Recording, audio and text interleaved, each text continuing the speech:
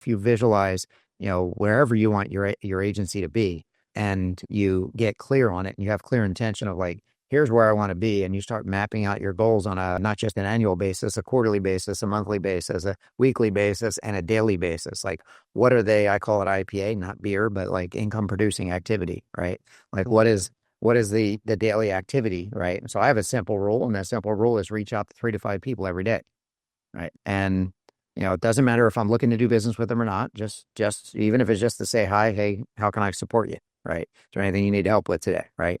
And it's just consistently having those conversations. The days that I don't do that stuff, I find myself in like a depressive state, right? Yeah. Because I'm not connecting with people, I'm not serving people, I'm not like, so it's like I've made a decision years ago. I was like, I'm going to reach out to people every day. And, here we are. It's like, okay, well, I have this network of people. There's, I try to clean up my Facebook friends and all that. I'm like, well, I can't delete, like, there's like hundreds and hundreds of people that I've met over the years that I actually know on a first name basis, right? I was like, so it's fascinating to me, but it's because of doing that every day. If you're listening to this and you're struggling with getting the right people into your agency, it's because you're not having those conversations on a regular basis. You're not putting yourself in a position to win by just reaching out and seeing how you can help a business owner grow, right? Business owners are struggling just like you. I'm thrilled for our next episode of the $1 Million Podcast. We have a good friend of mine, Daniel Giordano. So we met through a business partner, Chris Moore, of mine. We've got to hang out in person several times. Dan is somebody who has 44 years of experience in the agency space and has also gone through acquisitions and has that as kind of a focus. So I'm really excited to have you here, Dan, because you can bring a completely different perspective than some of our past guests. But Dan, welcome to the show, man. How's it going?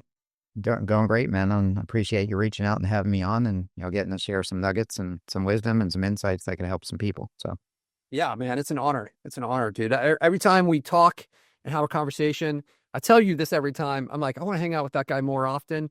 I love your kind of like humble, relaxed approach, and there's just so much wisdom behind this stuff. And you know what it has been true too is every time we talk, it's like an onion. If I ask the right question, then some other piece of amazing information is just released. Like, oh yes, I'm a black belt. Or right. let's get to know Dan a little bit in the first part of this call. If you can just give us an overview of some of your background and kind of how it led you into the agency space, and give us a little bit more about your agency. Yeah, so I'll go back to, because I think it's important to understand where the marketing, came from, right? And the marketing background, right? And everything we do is marketing. Like, even if you're married, right? You have to market yourself to your spouse, right? Potential spouse, right? Marketing and sales, right? Yeah, exactly. Yeah. So got to be able to close, right?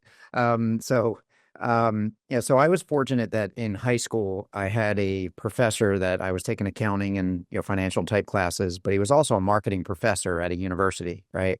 And he always talked about differentiation. So I got to take some of his classes, right? So that led me to, once I was in my like third year of college and realized like, this isn't for me, right? Like, there's something I want to do. I fell into basically taking my skill sets as a painting contractor with my dad growing up. I took that into, okay, my first niche, right? You always talk about niching down, right? So my first niche was Victorian and historic homes, right? Taking my painting experience and being able to restore these older homes that I was fascinated with. It was an interest for me, right? At that time. And, the biggest thing was differentiating, right? So I differentiated in so many different ways, that probably a little overkill, but did some crazy stuff. Even my signs were all tricked out back then. But, long before Service Master, my trucks were bright yellow, turquoise lettering. And, my guys wore polos, right? Like, everything was done first class, right? And, I just set a simple goal. It was like, I want to be the top company doing this type of work in the next couple of years here in this area, right? And I was able to do that, and I got to do some amazing homes like William Penn and, all that type of stuff. Just some really cool stuff that I got to be part of, to learn about history, right? This is in South Florida, or where was No, this? that was in Pennsylvania, right? And New Jersey, okay. Right? Yeah. So yeah, it only took one trip in 1995 to come down during a blizzard, right? And realize that I can't unsee the sunshine, right? This beach in warm weather is 24 hours a day. I was like, why on God's green earth do I live up there when I have this, right? So, yeah, I don't know about it down here. Yes, exactly. So what it took, eventually I sold that company in 1998. right? And there were some lessons there on what to do, what not to do, right? And you're always learning. But when I did that to move to Florida, right? So I moved to Florida in 1998, figuring I was going to do something different, right? And of course, first weekend I'm here, I get introduced to a decorator and he's like, hey, can you do this? Next thing you know, I'm working along A1A and all these mega mansions on the beach, right? And it was easy to get work because like very few people in Florida show up when they say they're going to, right? So like I actually show up early. I actually do good work, right? So next thing you know, I'm building another company, hiring people. And I'm about 2 years in and I'm expecting my first child, right? And I just realized that it was like, you know what, there's something I need to do differently here, right? It's like I want to be able to be a dad that gets to be home. I'm now married 26 years with 4 kids. My daughter's getting married next year, right? So it's like all totally different. Like I don't know what happened. I blinked and all of a sudden we're here, right? But what's fascinating is I fell into the world of internet marketing, right? I literally somebody sent me a link to a book and it said, "Hey, if you go deposit money over here, right, they're going to give you a free book." And my mind goes, "There's nothing for free. Where is the money coming from?" Right? And I tracked it back to the world of affiliate marketing. So what happened with that is this is where I came up with my creative processes to give free stuff away, physical stuff, but act at the same time, learn marketing in the trenches, right? Like Google Ads was not out. There was no YouTube. There was no, like everything we did was basically forums and paid ads for little things on a site, right? So what happened with that is once I figured that out, then I fell into a partnership with some leadership training guys and we wound up doing events all over the world. I was always the internet marketing guy behind the scenes, generating leads, building out funnels, and then handling, the sales side and sometimes speaking and training. From there, that led me into the world of like, okay, well, I have this core skill set of I can generate leads for any business, right? So what am I going to do, right? So 2011, I, just said, okay, I'm going to start an agency, right? So I started this process of, getting clients. Now, I did not niche, right? You would beat me, right? If you, it's like I took pretty much any client I had, which you learn real quick that, probably not a good idea, right? Then that led me down the path of ultimately, having an agency that only focused on high ticket, consulting, coaching agency offers, right? And that was in 2019 when I shut that down as we were rolling into the craziness that we had happen in the world, in 2020. But, that gave me the freedom to say, okay, well, what do I really want to do? When we talk a little bit later about some of the deals I'm working and part of now, like it's like, that's not where my mindset was 5 years ago, right? We always talk about get around the right people, right? And they're going to stretch you and empower you to grow. Ultimately, leading me down the path of buying an agency over a year ago now, multi-million-dollar agency that for me it was like the fastest path to say, okay, I don't want to build one from scratch, right? Well, what am I looking for based on what my goals are, and then that led me down to where I'm at now. So that was a quick condensed version, and I know probably more than you wanted. Oh no, this is great. I think there's a lot of these pieces that I knew, obviously from Right. our time together, but it's great to kind of set the table for other people and give them context of like, okay, this person's saying this, but what's their background that led them to this decision? So I know that you and we met through my business partner, Chris Moore, who coaches on, mergers and acquisitions. And, one of the first events with Chris, it was like, hey, only 1 out of 11 or 13 businesses for sale actually get sold. And that number with the baby boomers retiring is going to go to like 1 in 25. So it's this like amazing market. And I think a lot of people that are thinking like, well, that's great. Like Dan bought this multi-million-dollar agency. I don't have millions of dollars that I can put down on this, but that's not really the truth of it. Is like there are a lot of ways to acquire a company where you don't put a ton of money down and you use some creative financing and both parties can win. I used to see this stuff like when I was playing poker for a living. I'd come home and I'd be watching like stupid TV at 2 a.m. to try to decompress before going to bed. And there would be these people, buy businesses, no money down. And then like the ShamWow guy comes on maybe. Right. It's like, I don't believe in this. But now, like after seeing the way Chris's group runs, I think I had a lot of false beliefs on this. I'd love for you to speak to this. Like for somebody that hasn't acquired a business before, give us a little bit of what that process looks like for when you acquired this agency. Sure. Yeah. So, For this agency specifically, like I went old school, right? Like I fought, Carl and Chris telling me to, mail letters and all that stuff, right? So finally I had another business that I was running, in the consulting space. And what happened was, the agency that I had hired wasn't producing the results that I wanted. And I know how to run these things, right? So it's kind of like that whole, like, trying to back up to be the owner, investor, not the owner operator, right? So I'm trying to take myself out of it and I'm getting frustrated. I'm like, I'm just going to go in there and fix it myself. Right. And I'm like, you know what I'm just going to buy an agency. Right. So that, I can fix my own problem and not have to deal with this stuff. Right. So, what I did was I pulled a list. I, used the software, found a list of all the local marketing companies in Palm Beach County here, sent out letters. I had about 5 responses out of 150 letters. Three of them were really good candidates. This one stood out to me, right? And I'll just share, to your point around, like, you need a ton of money or you need money to do it. Like I literally got into this deal for no money out of my pocket. So $0 and you own a multi-million-dollar agency. Yeah. $0. And I raised money from an investor, private investor. And then I also, also partnered the operator here, Michael, who you've met, right? Michael was here for 8+ years. He was the main reason I wanted to buy the business because I saw his potential. I saw his skill sets and I was like, this guy's a beast. He's got the talent and the expertise to help grow some big things together. A combination of, call it acqui-hire and buying the business all in one, right? So the human capital. You're like, yeah, human capital. And you don't need to buy Michael. yeah, exactly.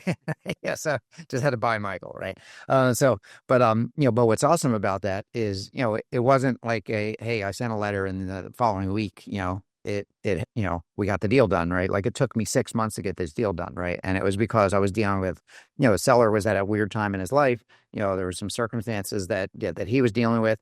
And we had some issues with attorneys, like all the usual stuff. There's always challenges, like nothing's ever as a clear path. But one thing was clear is like I was acquiring this agency. I wasn't sure exactly how, and it all eventually came together by, just being diligent and following up and making sure things got done. And, again, no money out of my own pocket, right? And was able to, pull off getting the deal done. Now, I didn't know anything about this stuff, like as far as acquiring. What I know now is I wish I started acquiring businesses 30 years ago instead of, building from scratch. Building from scratch, the numbers, as far as the stats for growing a business from zero to something. But, if you have if you have or can get the skill sets around sales, marketing, right, to be able to, get qualified leads consistently in your business, market yourself and get sales consistently, and then actually have the systems and the amazing tools like what you have, your software with fulfillment, right? It makes it a no-brainer, type, business model, right? So for me, it's like, okay, well, where can I find businesses that I can, plug this stuff into, right? And, doesn't have to be, just a marketing company, although that's where I'm playing right now. So, yeah, this last event that you and I were at in Orlando, right, with the Dealmaker Wealth Society. So when he says Chris and Carl, Chris Moore is a partner in Rank Masters, our coaching program. Chris Moore is also a partner with Carl Allen in Dealmaker Wealth Society. So they host an event, and everyone at that event is focused on business acquisition. And, Brandon came up and gave this like really amazing speech where he basically gave the roadmap of how he pulled himself out of multiple different companies. And I have removed myself from my agency in the past. I found that easier than removing myself from the software company. But what really clicked in my head is the cost for being stuck in your business. You ever play that game? It's like Cash Flow. It's a board game. I can't remember. It's Robert Kiyosaki. It's like Cash Flow Quadrants or something. I can't remember what it's called. But they have this inner circle. And once you get out of that inner circle, you're in the outer circle. And everything's worth more when you're in the outer circle. To get out of the inner circle, you have to pull yourself out of the business and you have to be able to pay for all your bills with like investments and stuff like this. So if you think like what you said earlier, you didn't want to be an owner operator, you wanted to be an owner investor. So the difference being that like, hey, he still owns the company, but now he's not really involved in it and he's able to benefit from the money in it. And then you get to go and focus on other deals. And that's why that outer circle, I think it's worth like 10x what the inner circle is, right? Where you're just like focused on, this is when you're caught in your business. And when you get outside of it, now you can go and acquire other businesses, right? I wish I would have started acquiring businesses 30 years ago too. We've had a lot of clients that have offered us equity for like, when we've had these opportunities, I'm kind of like, now I see exactly what you're talking about. And this is brilliant. And I think a lot of the agency owners, because they don't know the mechanics of this, they don't consider this a possibility. Right. Right. But it sounds like it's a lot more achievable than we think. Like, Yeah, I mean, what it really comes down to. It's no different. Like if you think about prospecting for, clients for your agency, right? So just you're switching the avatar. Like I'm prospecting, agency owners that want to get out of their agency, right? Or they're ready to sell. And it's the same conversation. It's like, there's going to be challenges that they have that they need help with. There's going to be things that they're looking, for that the must-haves like at close, right, to be able to sell the business. And all you're doing is really having conversations. And I think most people don't realize, and this includes me, like if you have the gift of communication and being able to build rapport with people. And I'll share this quick story is like when I first started with going through the acquisition trainings with Carl and Chris, I can read financials. I went to school for accounting. I would not call myself a financial expert. Thank God I did not go down that path. Right. Right. But what I realized is, I had at the time a coffee roasting company in the Keys here under contract. Right. Figured, let me go buy a coffee roasting company. I like the coffee. Right. I can market anything. Right. That's the justification. just sounds cool too to have Yeah. It sounds cool. a It's like, coffee company in the Keys. yeah, exactly. Yeah. So I was like, this is cool, right? Give me a reason to go to the Keys. I can get some fishing in, right? I'm trying to justify all this stuff, right? And Carl told me, he's like, Dan, why don't you stay in your lane? You have these amazing skill sets, right? In marketing and sales, right? And these amazing connections, right? To be able to do, whatever you choose to do, but like you stay in your lane, right? Like with your experience, like there's people that may be listening to this, like you're a whiz at SEO, right? For other, they might be, better at paid advertising or better at sales, right? For me, I wasn't recognizing the gift that I had. Like I can talk to anybody, right? I can have a real conversation, genuinely not trying to sell anybody anything, just really have a heart-to-heart conversation, see if there's something there for us to do together, right? Then if there is, we can talk about what that next step could look like, right? Based on what that person's doing in their life or what type of business they have, right? So what I realized is, if I can talk to people and partner with the right people and get the right people around me, right, to support what I'm looking to do, it's not easy when you're working on bigger deals, like the bigger deal we'll talk about in a little bit here. Like that's been a 6+ month process, right? And we still got about a month and a half to go to get it closed, right? But it's been building rapport with the seller, following up with the seller, following up with the brokers, following up like literally nonstop of just communication, right? And just genuinely seeing how can we do something bigger together, right? And, that wouldn't happen if I didn't hone these skill sets of like literally, selling high ticket, being involved in agencies, having thousands of conversations with people and all different types of businesses that led me to this point. I'm the type that usually doesn't acknowledge I'm not like Chris, where Chris has, he's about acknowledgement with the awards and all that stuff. I'm not like that, right? Like I could care less, right? Like I don't hang out. I am a black belt. I don't talk about it, right? It's like I've achieved some pretty cool things. Don't talk about it, right? It's like I don't pat myself on the back. It's always like, what's next? What's the next thing, right? And it's not just about achieving more or wanting more. It's about just playing this bigger game that like when I look at the current deal we have under contract, if you were to ask me last year, Dan, like I got this deal, like I would have looked at you like you were crazy, right? Like there's no way I can pull that off. And there is just a shift for me because of the relationships I started building, right? The, relationships with funding, the relationships with deal flow and other people in Carl's program and other people I know outside of that has led to this point of like, okay, well, anything's possible, right? It just really comes down to talking to the right person. And it's the same thing in building your agency. You want to talk to the right businesses that you can support, right? And provide stellar service to help them get the results that they're after, right? So it's the same thing, and it's the same perspective I take in the conversations that I have with, the people that I get to work with on the bigger deals now, which is, whole different world. It's basically leveraging one of the most important skill sets that we can have, which is this kind of like communication. Authentic communication leads to trust. And you could do this if you're selling, knives door to door.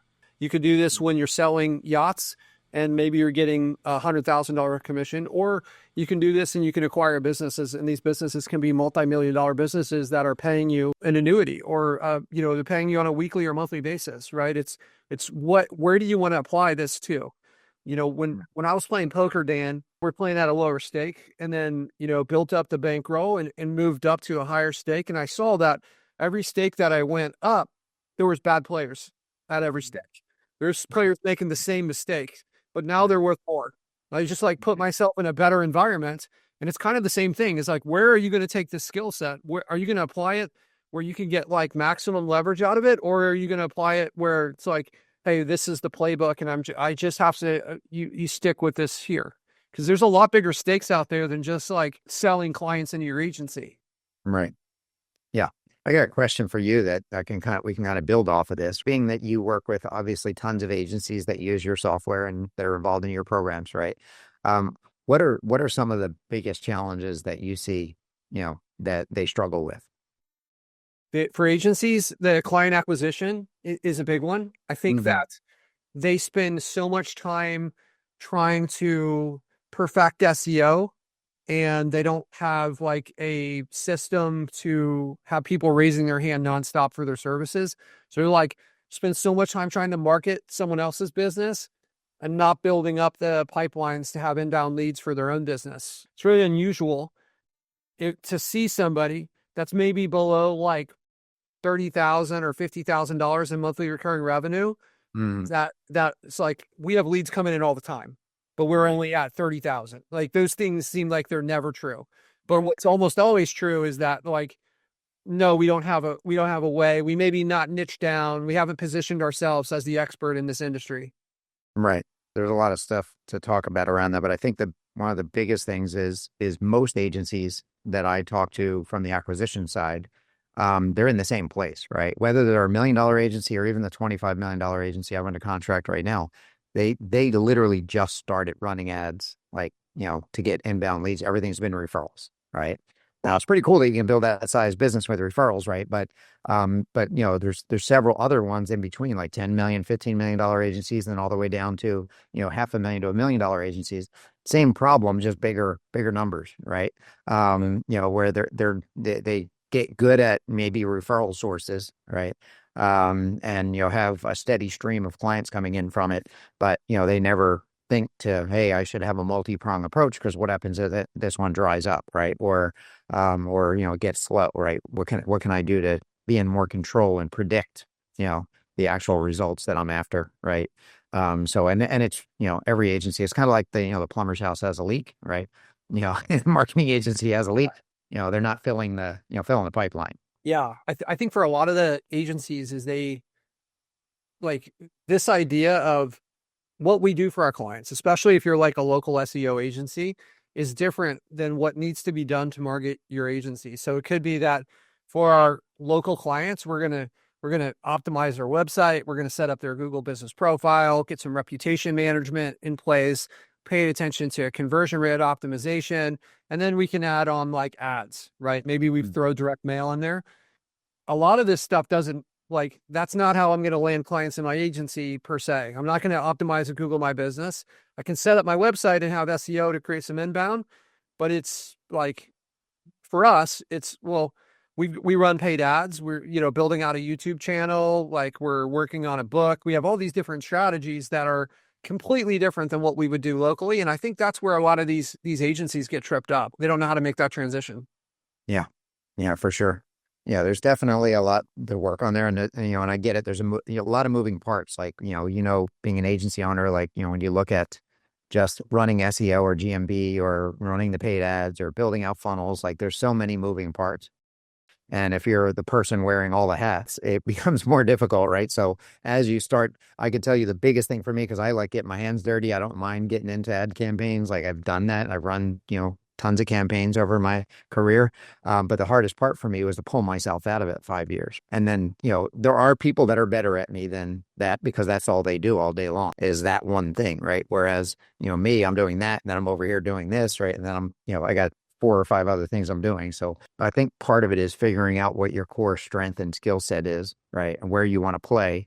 And if you're the salesperson and then you're also the fulfillment side, like how can you, bring the right team members on to support you, right? Or vice versa, get a salesperson, right? Or somebody that's great at marketing to build it, build up a small team, right? Because that's the other thing I hear a lot is like, well, I can't afford to hire somebody, right? Well, there's a number of different ways to hire people, right? Oh, For sure. Yeah. It's like you don't have to hire somebody for 6 figures and you're married day one. Like right. there's VAs that exist outside of this. If you kind of were to look at your salary at the end of the year and divide it by the amount of hours that you worked, like you could come up with an hourly rate.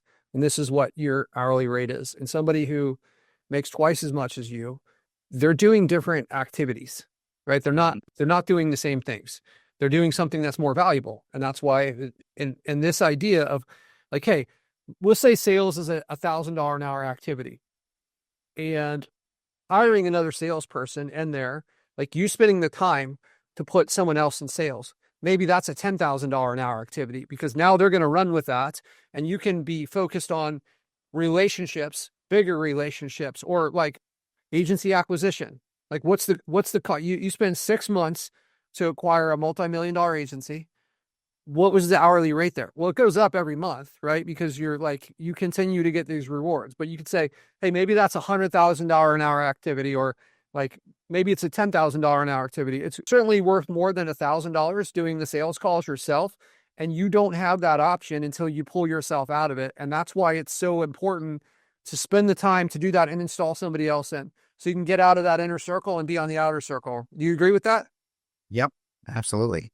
Yeah, it's definitely, it's definitely a process to go through, especially if you have a controlling personality like myself, right? Where it's like, I got to do it all myself, right? Or I want to do it all myself, right?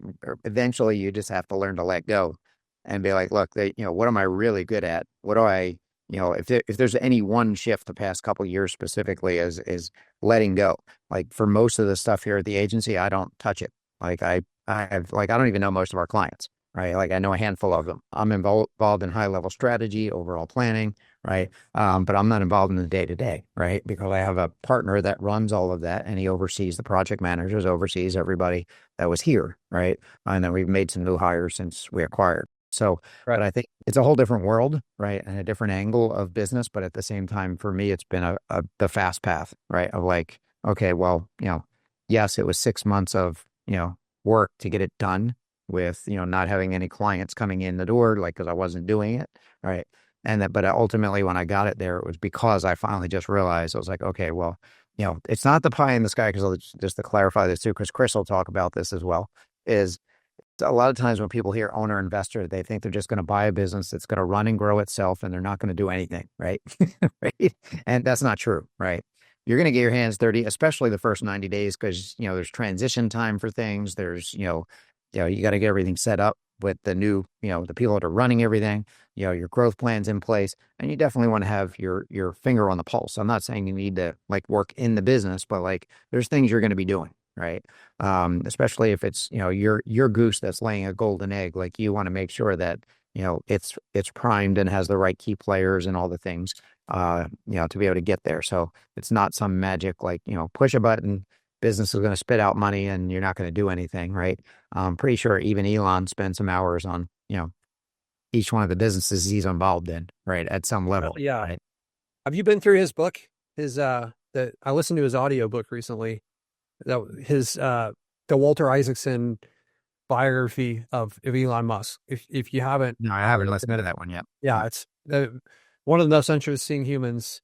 If you kind of remove like wherever you are in the political, if you just remove that part of it, just like his approach to life and business, and he's like autistic and grew up in South Africa, getting beaten, and just like overcame all these different things, and it was really educational from a business standpoint. But yeah, I highly recommend that to other people. And if you look at the success that he's had and what he's able to do, what does he do? He gets the smartest people on the planet in any one vertical that he's going after, right? And they got to figure it out, right? So one of the things when he was going through that book that like there were moments where the future wasn't certain for him and he wasn't able to pay people what they like.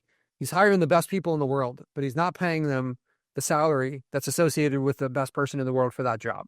Because like, Tesla's on the rocks or something like this when he was putting stuff together, and they wanted to be a part of the mission. He's got this like crystal clear mission of what he wants to do and why he's doing it. And they're like, I want to be a part of that. That sounds amazing. It's not always about the money. It's about the value. And when you have a leader like that, that's really going after it, that makes it easier to bring the best people in the world too. Yeah, for sure. Right. And it's fascinating when you study, the people that have done some amazing things. Like, I think part of this is like stretching your mind beyond where, because, to think about, something like Disney, right? Is like, when the kids were younger, we would go almost every year, had season passes, all that stuff. But like, I would be on the monorail and I would just be sitting there thinking, like, how big is this place? Right. Like, what was this guy thinking? And this was like, in the 60s, right? And the 50s, right? And, he didn't even get to see the realization of it, but it was all, laid out, right? It was like, this is what he was thinking, right? Decades in advance. And, it's fascinating to me to see like what the human mind can conceive, right? And, then there's a difference between somebody who thinks about something and somebody who actually takes action and, can get it done. So it's just, and it's the same thing here is like, if you visualize, wherever you want your agency to be, right? And you get clear on it and you have clear intention of like, here's where I want to be. And you start mapping out your goals on on not just an annual basis, a quarterly basis, a monthly basis, a weekly basis, and a daily basis. Like, what are they? I call it IPA, not beer, but like income producing activity, right? Like, what is the daily activity, right? So I have a simple rule, and that simple rule is reach out to 3 to 5 people every day, right? And it doesn't matter if I'm looking to do business with them or not. Just even if it's just to say hi, hey, how can I support you? And it's just consistently having those conversations. The days that I don't do that stuff, I find myself in like a depressive state, right? Yeah. Because I'm not connecting with people, I'm not serving people, I'm not like, so it's like I've made a decision years ago. I was like, I'm going to reach out to people every day, right? And, here we are. It's like, okay, well, I have this network of people. There's, I try to clean up my Facebook friends and all that. I'm like, well, I can't delete, like, there's like hundreds and hundreds of people that I've met over the years that I actually know on a first name basis, right? I was like, so it's fascinating to me, but it's because of doing that every day, right? And that's where, if you're listening to this and you're struggling with getting the right people into your agency, it's because you're not having those conversations on a regular basis. You're not putting yourself in a position to win by just reaching out and seeing how you can help a business owner grow, right? Business owners are struggling just like you. They're struggling to get leads. They're struggling to get qualified clients. They're probably struggling with human resources, and employees. They're struggling with, maybe family stuff, right? There's a lot of things going on in a business owner's life, right? Being an entrepreneur is not like it's not like a cakewalk, right? It's like, Sure. It's like, let's take all the normal pressures of life and let's add in, you've got to manage this whole thing. It's always interesting when you have a conversation with somebody who's not, like, if you're in this entrepreneur bubble and you surround yourself with other entrepreneurs, and then you go to like out to like the general population, right? yeah, These conversations and their viewpoints and perspectives on things are so different. Dan, we do a book club in our company, and then we started doing a book club in Rec Masters. Amazing. I would recommend this if you haven't tried this in your company. But we're talking about, can you imagine the people that are the 9-to-5ers? Do they on the weekends or after work, are they studying to try to be better at their job? Is that a common thing? Our viewpoint was that's not common. That's not common. But when you own a business, you're constantly looking for ways to level up. And this comes through not only, hey, we've got to study SEO, we've got to study communication and psychology so we understand sales better.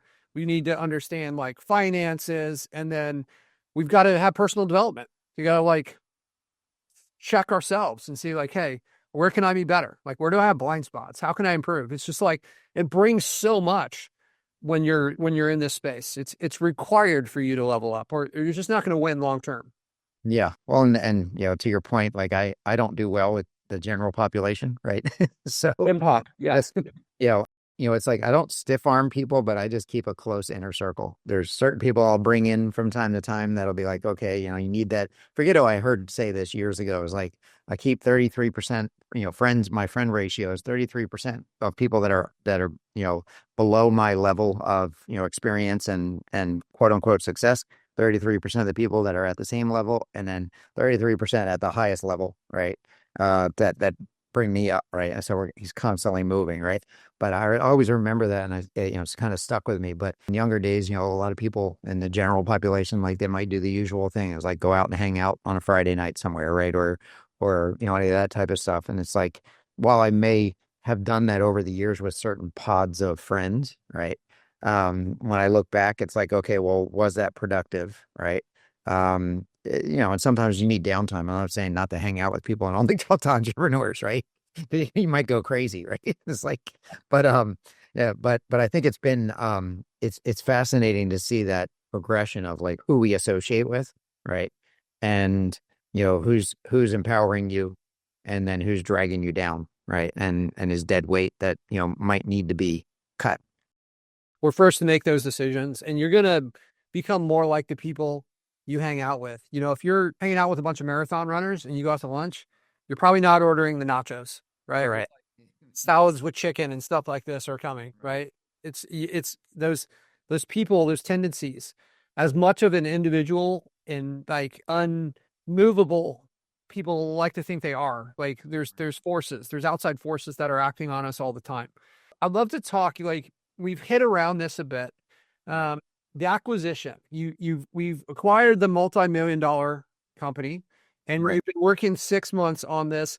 You had mentioned this is a $25 million company that you're in the pathway to acquiring. And I know this isn't a done deal, so we maybe need to dance around this in certain different ways, but tell us a little bit about what's going on there.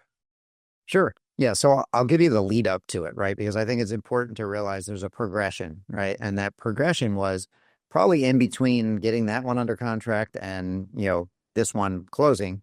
I probably had, I don't know, maybe another dozen under contract over the course of the past year and a half, 2 years, right? And what I realized is, because I had succeeded at acquiring this one, I figured, okay, well, let me go acquire a few more similar size, right? Now looking back, I was like, I wouldn't even look at anything that size, right? Like it's like because like I started having conversations with agencies that were 5 million, 10 million, like, and then this $25 million one. But what's unique about the $25 million one is one, the seller's phenomenal, like he's a rock star, right? He's just, he's somebody I would want to work with, right? And that's the first thing I always look at is just somebody I know, like, and trust. So somebody I would invite over for dinner, right? And have dinner with my family, right? And so this guy has multiple patents on certain technology related to his processes, and a very unique way to deliver leads in the call it the telehealth space and that vertical, right? And so what's been interesting about it is as I dove into it, I started seeing like, okay, well, wait a minute, you've had like 10 exits. So 10 of his clients have exited now to this stage, right? And his whole process is, and his messaging is to grow, scale, and exit, right? So he's helping position these companies, adding a significant amount of revenue to their bottom line, and then, have them exit in 2 years, but he's not getting equity, right? And so I started thinking about it. I was like, well, what if we just did that ourselves, right? And we just rinse and repeat the model with what we're doing, right? So that agency, for me is like, it's the big play. Like I see it as $1 billion play now. Whereas when I first saw it, I was like, okay, this is cool. Guys pulling down, 7 figures a month. It's crushing it. Insane profit margins, like just ridiculous, right? And I'm looking at it saying, okay, well, what else could we do with this, right? What's the bigger game here? All right, where can we play to acquire things that we could support with this company specifically and spin those off? So that led me down this path of, the biggest challenge, right? Just like in business, right? Sometimes capital is the problem, right? Like you don't have the money for growth, right? To spend money on advertising, or you think you don't have the money to hire the right people, right? And that kind of stuff, right? So I had a ridiculous number of conversations on the funding side, right? Traditional SBA with, because of the size of the deal, they won't do that size deal. But, we had some other non-conventional lenders that we were getting approvals on, right? But like, you think if you had an 80%, net profit margin, like it would be a no-brainer for a bank to say, yeah, we'll fund this all day long, right? But they just don't get it, right? And it's not as easy as that. But it led to the relationship capital, right, of all the events that we've been to, right, and the things that connections that I've had with people that led me down this path of ultimately getting into a conversation with someone that actually has a fund, right, and was like, we can do that. And I was like, he's like, and we just want some equity, and obviously you just pay back the line, right? And I'm like, okay, well, what's that look like? So after several conversations, we got the deal done, right? Actually, proof of funds letters coming today. Escrow happened last week, right? Yeah, that's exciting. Yeah, the sign and the actual owner re-signed the letter of intent last week because we had to update some things in there. And it's better than what he was actually even asking for initially, right? So for me, I look at it and say, okay, well, how did I get here? Right. It's okay. There were some sacrifices, right? I had to take time, time and money to invest in finding the right people, sometimes traveling, right? And just, get in front of the right people where I can have the right conversation to see what's here, right?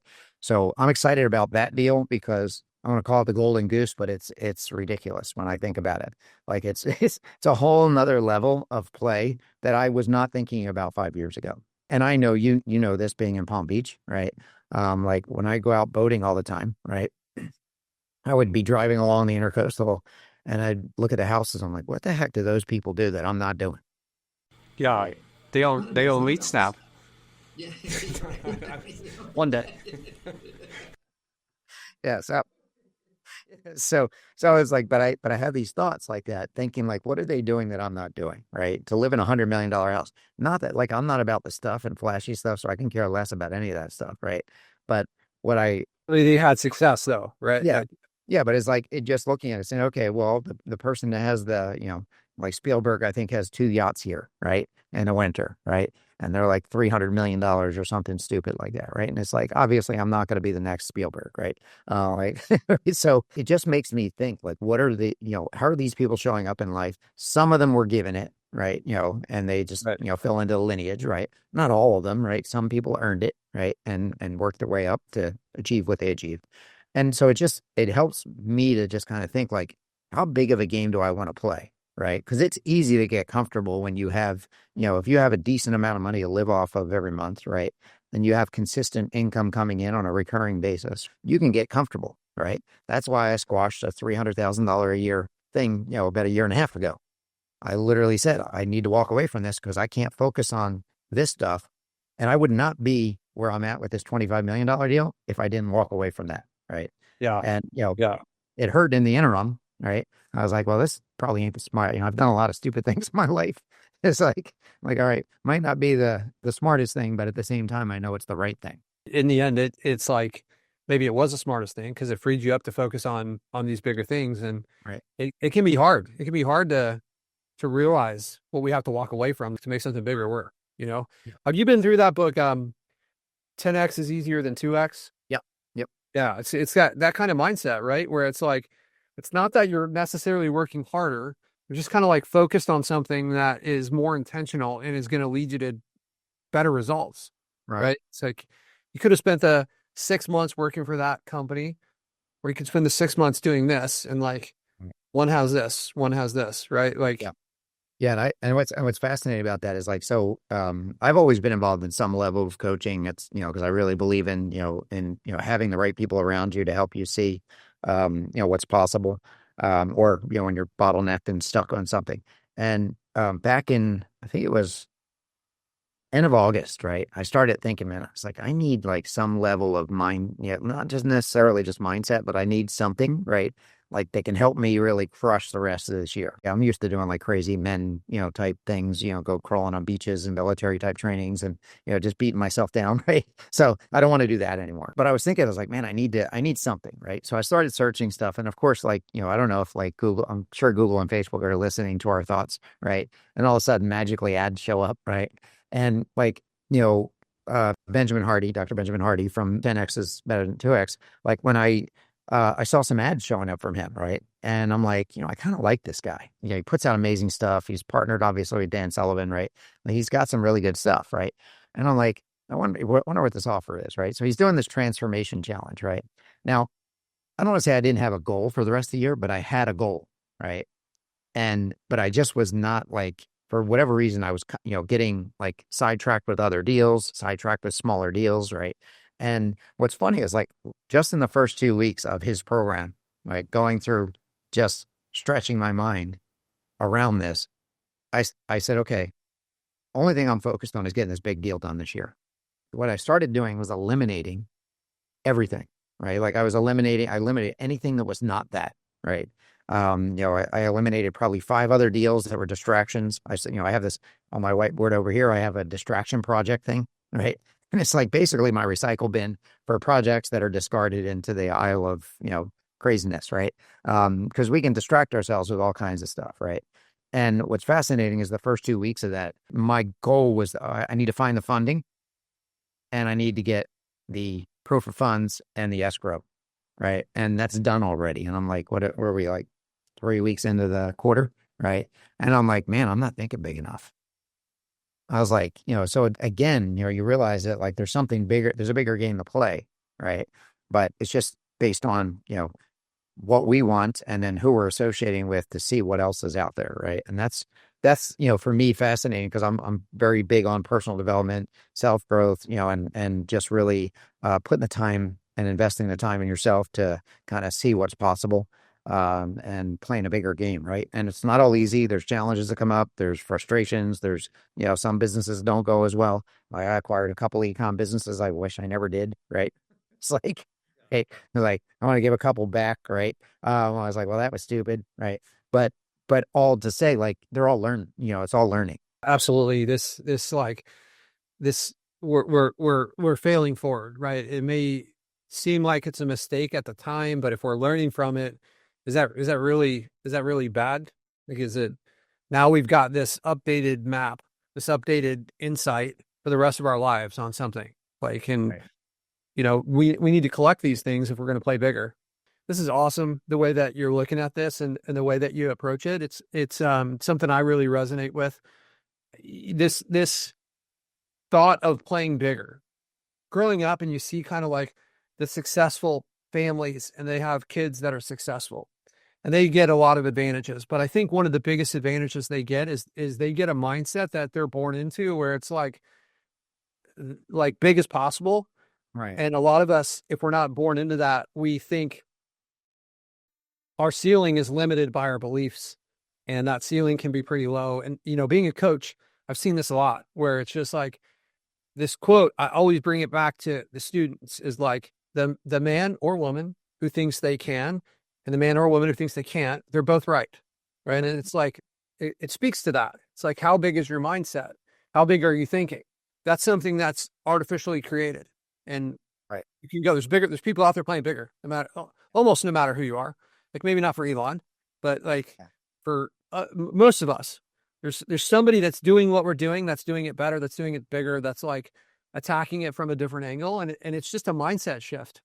And Right. it's really hard. It's really hard. People get uncomfortable when it's like, hey, this is my identity.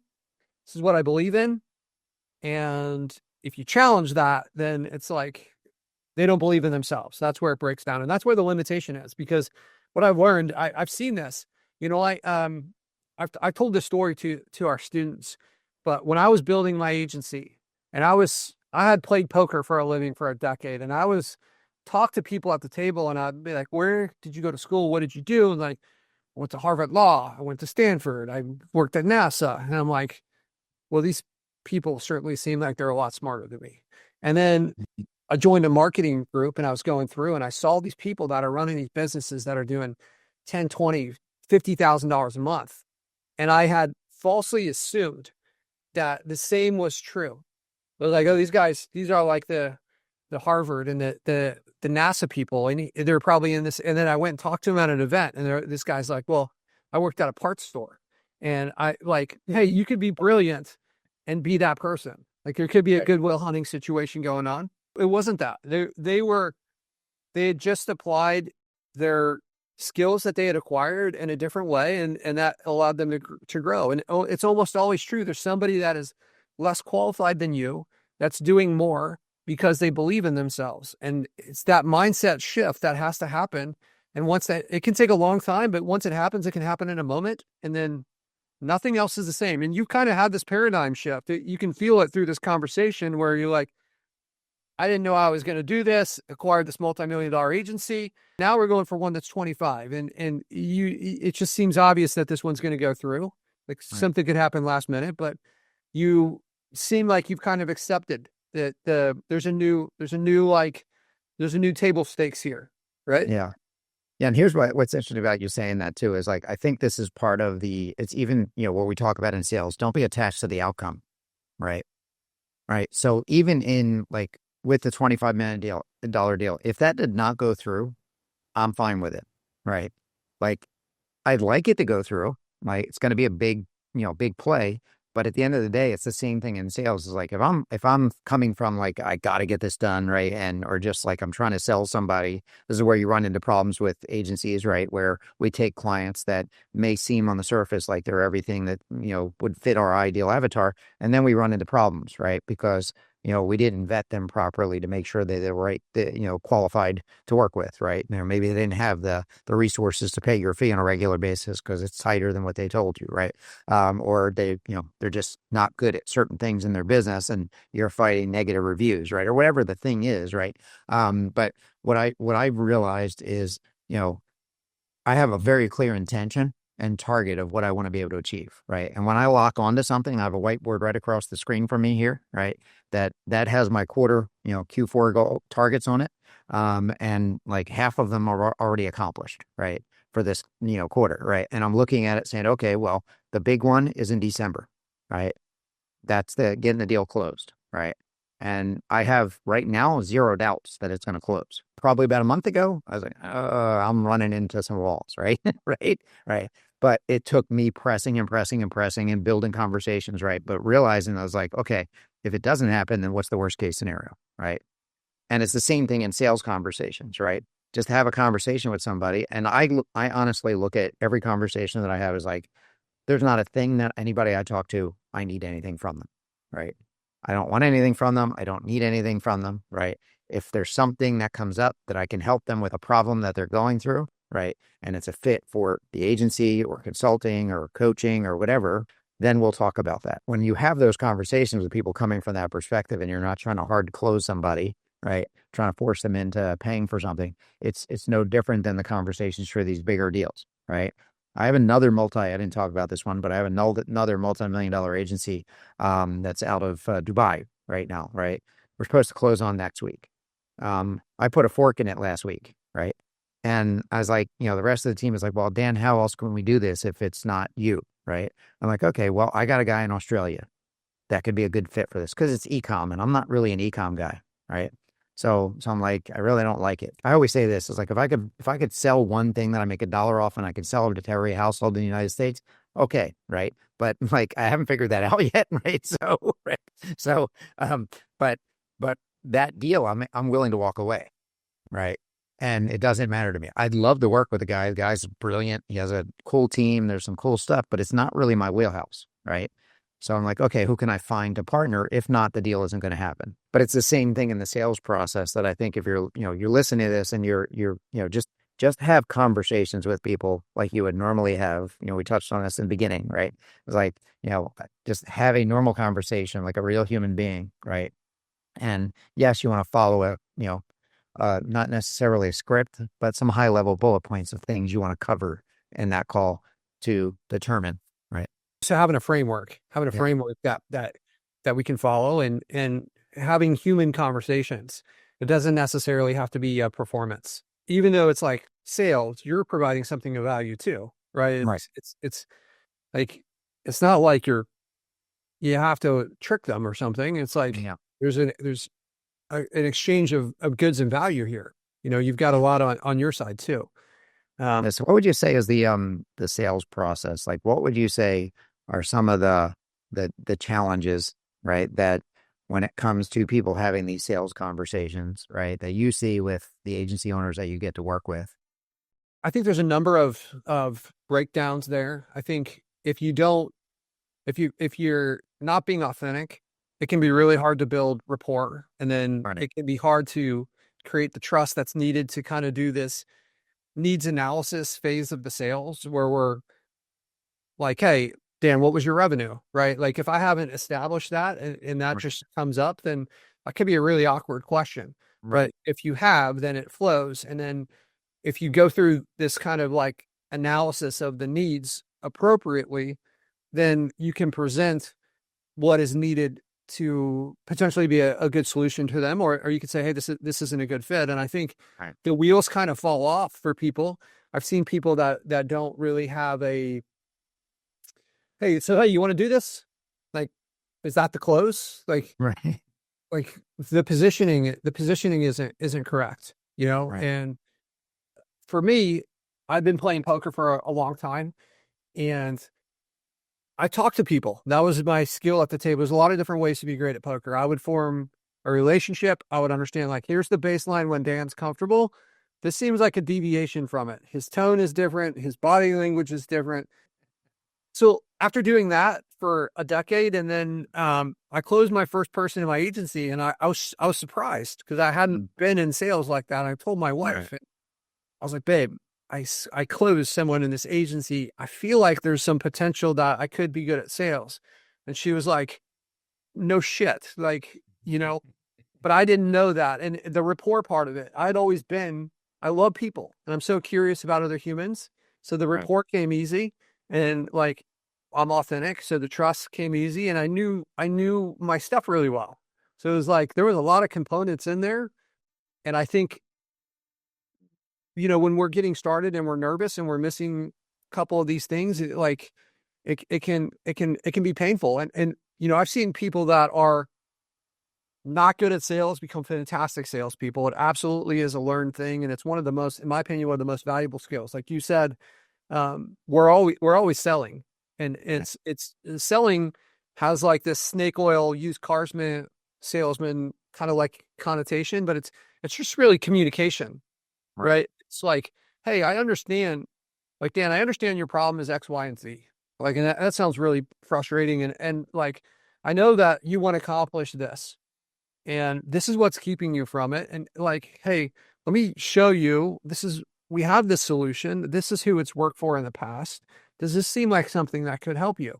And if they're not going to stay with you long term if you're not providing value. And if you are providing value, they will. So the sales, it happens just to get them to try it out. And collecting like 1 to 3 months worth of money for something from an agency perspective, if that's your goal, then you're playing the wrong game, because you're going to you want to be closing people and have them in for years. That's how you build an agency, is you like close someone, you retain them, you're closing a lot more people than you are losing them. Right. And if you do that, then you're going to have a lot of growth. And if you don't have a way to do that, then, well, there's some issues, right? Yeah.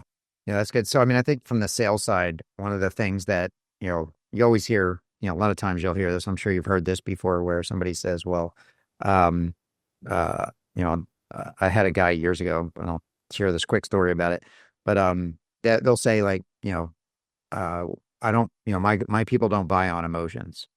Right. And, you know, I had a billionaire hedge fund guy, right, tell me this, right? And he was selling like a training or something, or some type of inner circle type investment group, like that was high end, right? And they brought me on the consult, right? So I got on the call and I just asked him, I said, let me ask you a question. Why did you start your fund and leave Wall Street?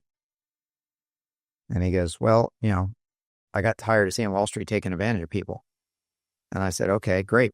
I said, well, why did you want to start the fund? He's like, I wanted to help people invest their money and, you know, not be killed by, you know, what was going on from what I saw, you know, on Wall Street. And I said, okay, why was that important to you? And he's like, you know, I wanted to make sure people were taken care of and have better lives and be able to do the things that are important to them. I said, is any of that emotional? And he looks at me, he's like, touche, right? And I said, look, I'm not saying it's not about the numbers, right? Yes, it's numbers, right? You're a numbers guy, right? I said, but people do buy on emotion. They might buy, like we call this cascading the pain, right? It's like, what's the real pain, right? How many times people come in an agency and they tell us, you know, oh, I need more leads. And leads is not their problem, right? They might be going through a horrible divorce, right? They might be going through some issues with their kids or their health, right? There's all kinds of things that could be going on. And if you're just a human being that actually genuinely shows concern and you know, compassion to see like, is this person in a good place, right? Or what's going on in their life? What has gotten them here, and why have they not gotten the result without me? It's just a different conversation, right? And most people won't ask those questions because they'll do what you said in the beginning. It's like they'll just ask them, "Hey, well, here's the service. Like, you ready to get started?" Right? It's like, and they don't get into it. Then there's no relationship. Then there's no, there's no, like, we all have done it. We've paid for things just to be part of a group because we like it, right? We like the people in it. We like to be around people, right? So I think that's a big piece of this is like, if you can figure out how to identify those in conversations with people, identify those pain points, not just based on the premise of number of leads, not, all the stuff that we measure in marketing, right? But really what's going on for that client, right? And you're going to build a better bond. And even if they don't become a client and I help them see something, that's all that matters, right? I want them to become a client, but I can't win them all, right? So absolutely. This I think it feels good, and I think it maybe is even a cultural thing for people to say like that they don't buy on emotion, but it's just like, what are you, like a psychopath where like it has to be a factor, right? Like what's missing? Like I can't imagine. There's two companies that I'm considering as a vendor, and one of them, the sales guy's an asshole, and they have great results, and the other one, this guy is not an asshole, and they have great results. So if you don't buy on emotion, either one they're equal, but clearly they're not equal. We want to work with people that we know, like, and trust, and that is absolutely a part of it. I've fired people from my company who were doing a pretty good job. Like, they wouldn't have been fired if they didn't have a bad attitude, but it was just like emotionally it was causing problems for me. Like it's all the time, right? It's all the time. Like, imagine that you just, like, with your wife or significant other, like, I'm not going to make any decisions with you based on emotion. It's all going to be facts. Like, how's that relationship going to work out? Right. It's just such a silly thing. And I think that people feel like if it's not all logic, they're making a worse decision. But it's, I think it's a really, really strange phenomenon. And, I when I'm coaching on sales, that's one of the things I put is like, people buy on emotion. They can justify it with logic, but in the end, it's like emotion. I don't know if I've ever sold somebody that I didn't have good rapport with. I don't remember that experience. It's like, you can tell when this isn't going to work out because like that emotional piece is missing. You feel it. Yeah, and you get what's always fascinating to me, if you've done any work around like personality types. I wouldn't call it necessarily profiling, but like you can tell when you're talking to a really deep analytical person, right? And you're just getting one word answers. Like, used to do this when I had that one sales gig for years. They were hour-long calls, right? And we're selling a $40,000 program, and I'm like, this is going to be a long call. We're 2 minutes in, and this guy's giving me one word answers, right? I'm like trying to dig, trying to get into the personal stuff, like like hitting it from every different angle. And some of them you could eventually break the ice with, right? But some were just so like rigid that like, I'm like, this isn't going to go well for this person. Like, Right. even if and the other side of it is like, what I'm selling is like, it's going to involve them and their personality, right? So is it really, going to serve them, right? So then I would be like, you know what? They're not really qualified because they're not really a people person and they're not going to engage well with the group, right? So I'm looking for all those other things as well. But it's always fascinating in sales when you have those conversations and you're trying to identify. Like, I had a call yesterday with some guy that's what he did for a living, like profiling, right? And it was the most awkward call because I know he was reading me. It's like, dude, this is weird, right? And I'm like, I feel awkward right now. Can I turn my camera off? Right? It's like, I felt this a lot when I was playing poker.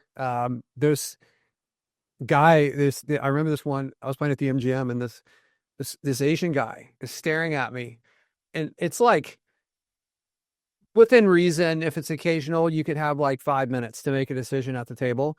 Any player at the table has the option to call clock, which means you're going to have 60 seconds from that point. But this had gone on for like maybe 10 minutes. This guy's just staring at me, and I had a hooded sweatshirt on, and I put I went inside my sweatshirt. I put it on top of my head. you were at the Unabomber, right? I don't look like it, but I got inside the sweatshirt, and the guy was freaking out. He tells the dealer, he's like, make him come out of there. And the dealer's like, I can't make him come out of a sweatshirt. He can stay in there as long. It was like this weird, like I could hear what's going. I was on the other side of a sweatshirt. I could hear this guy like completely lost his cool because I was inside my sweatshirt. But it was like that, like he was profiling me. He was staring at me for 10 minutes. And I was like, all right, I've had enough of this. I'm like, Yeah. That's funny. Make them come out. hey, Dan, so this is the end of our time, man. This has been a fantastic interview. A lot of stuff around this, like equity and mindset around sales. I think the listeners are going to get a ton of value from this. Is there any final thoughts that you'd want to leave people with before we jump off here? Yeah. So, I mean, if I was to challenge you on something, like some of the things I'm doing currently and I would recommend looking into is like, even if you're not ready to acquire a business, right? Work with businesses that you could potentially earn some equity in, right? If they're looking to exit, right? Or a revenue share model, right? Because there's, I look at it as a strategic partnership, right? So if I could work with, say, 10 clients at, anywhere from $5,000 to $10,000 a month of potential profit, right? And getting a piece of their upside with what I'm helping. So it's based on performance, right? Plus of course they're paying a retainer. I would just look at a couple different angles of how you could do that with some of your potential clients.